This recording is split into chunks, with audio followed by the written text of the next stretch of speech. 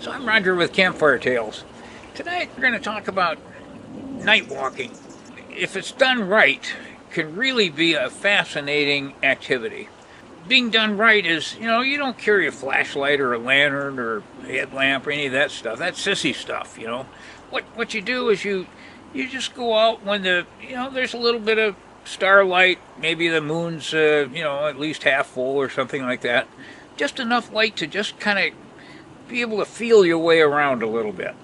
And you can really, if you try to fit in with nature that way, you really can have some interesting experiences. I remember once I was standing on the edge of a clearing. I could hear elk bugling fairly close by, and they seemed to be heading my way. I decided, well, I'll just kind of stick it out, see what happens.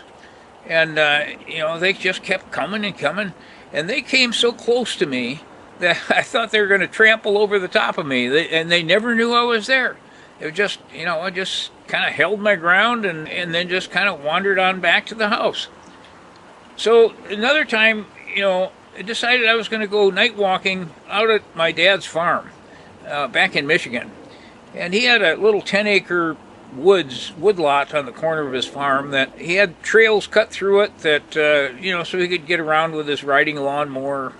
And, so I could go out there at night and walk those trails. And so I decided, okay, I'm going to do it. It's starting to get pretty dark. And first thing that happened when I walked out of the house is a big old tom turkey just took off from the corner of the property and flew and landed up on a low-hanging branch. And just kind of, that's where he was going to roost for the night. And I thought that was kind of cool.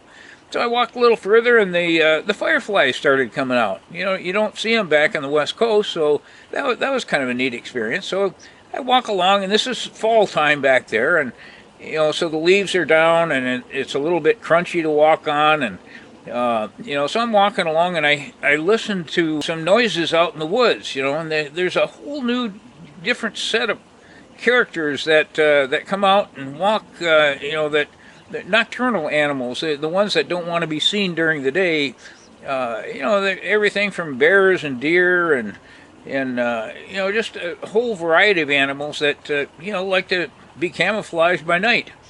And so I hear this noise, and I said, well, okay, I'll just be quiet and stand still and see what happens. And the noise kept coming closer and closer, and it was making a lot of racket in those dry leaves. And I figured, what kind of animal is this? And pretty soon, a mama raccoon and 4 kits come out on the path, just maybe 30 feet from me, and I could just barely see them in the dark.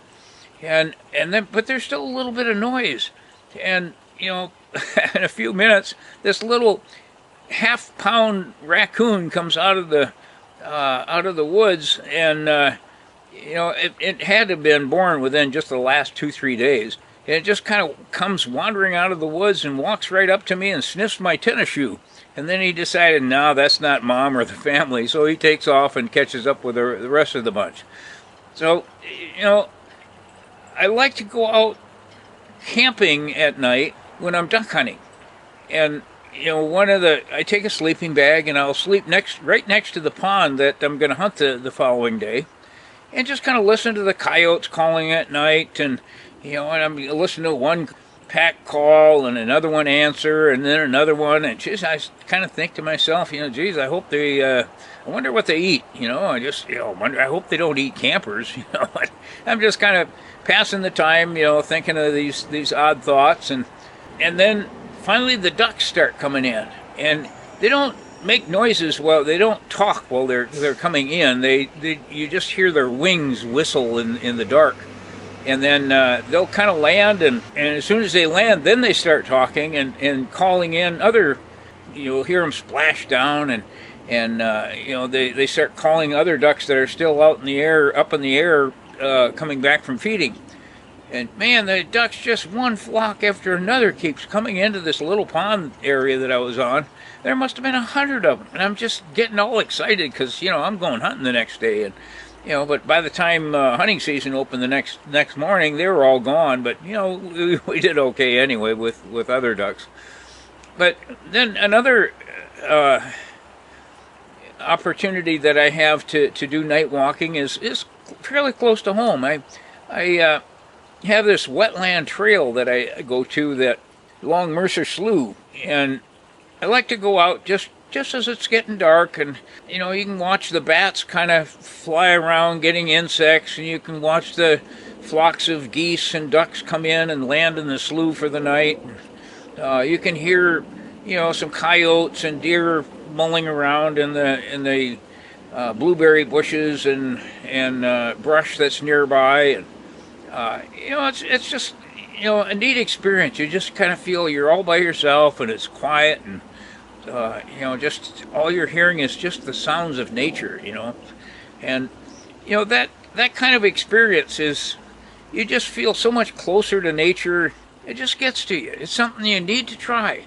You know, so you know, put away that flashlight and put away the headlamp and all that stuff. I mean, you might stick it in your back pocket for emergency, but just kind of blend in with nature and try walking at night and just kind of see what you see. If you come up with a good story, hey, you might sit around the campfire with me next time. We hope that you enjoyed this week's telling of Campfire Tales.